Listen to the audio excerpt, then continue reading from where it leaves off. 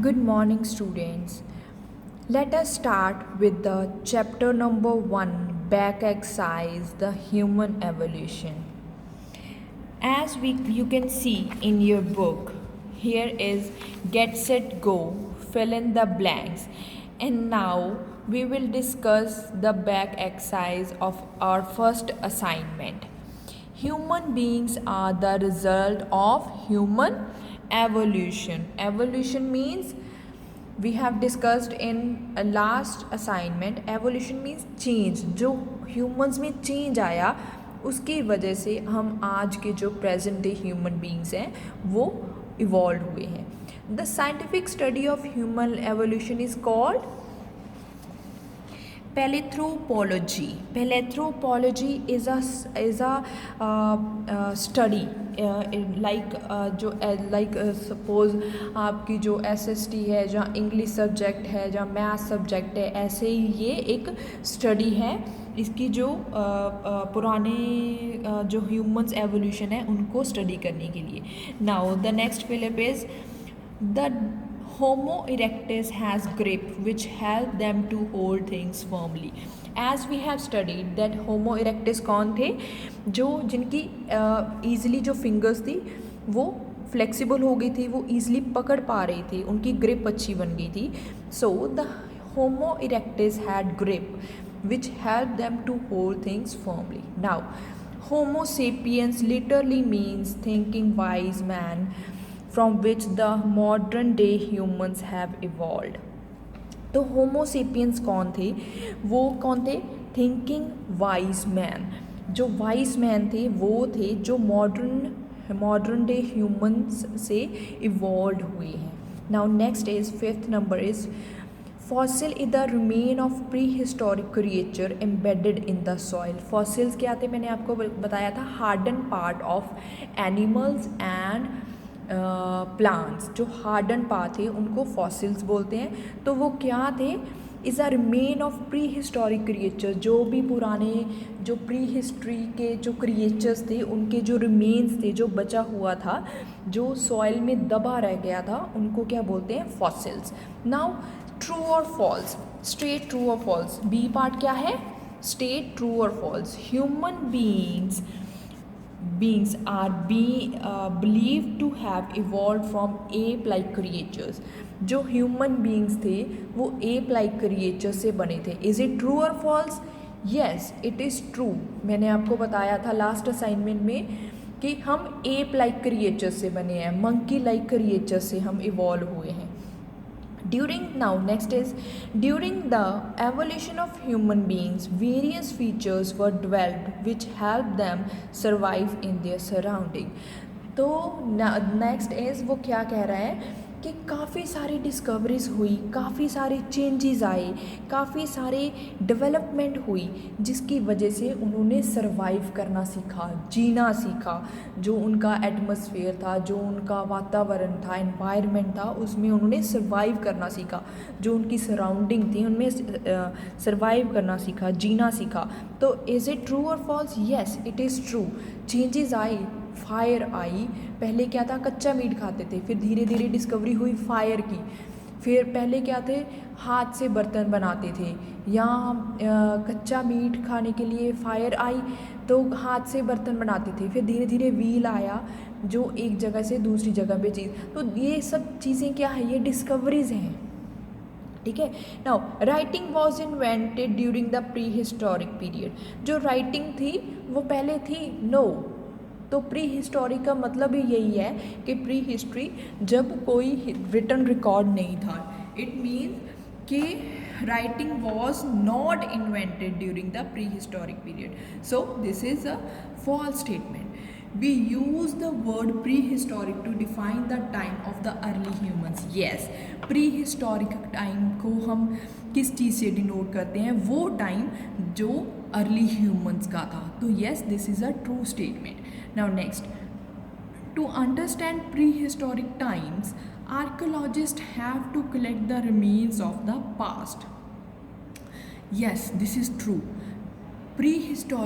Pre history को, पुरानी जो पास्ट है, बहुत बहुत ज़्यादा पुराना पास्ट जो है, उसको समझने के लिए आर्कियोलॉजिस्ट को रिमेन्स कलेक्ट करने पड़े। बचा हुआ जो चीज़ें तब की बची रह गई थी, उनमें से स्टडी करके पता करना पड़ा कि पहले का क्या होता था। So this is a true statement. Now come to next page.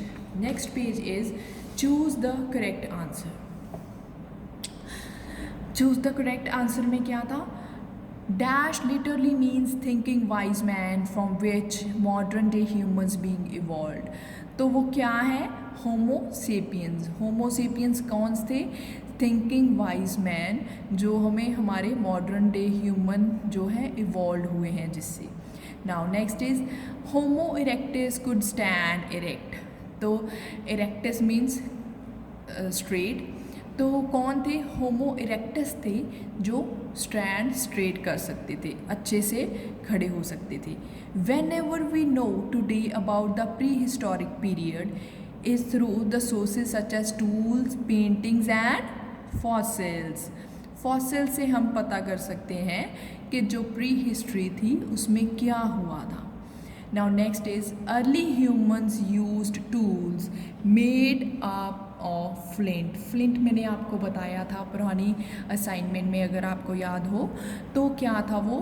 Flint क्या था? एक ग्रे स्टोन है जिसको ईजिली चिप कर सकते हैं, जिसको ईजिली आप शार्प कर सकते हो टूल्स बनाने के लिए।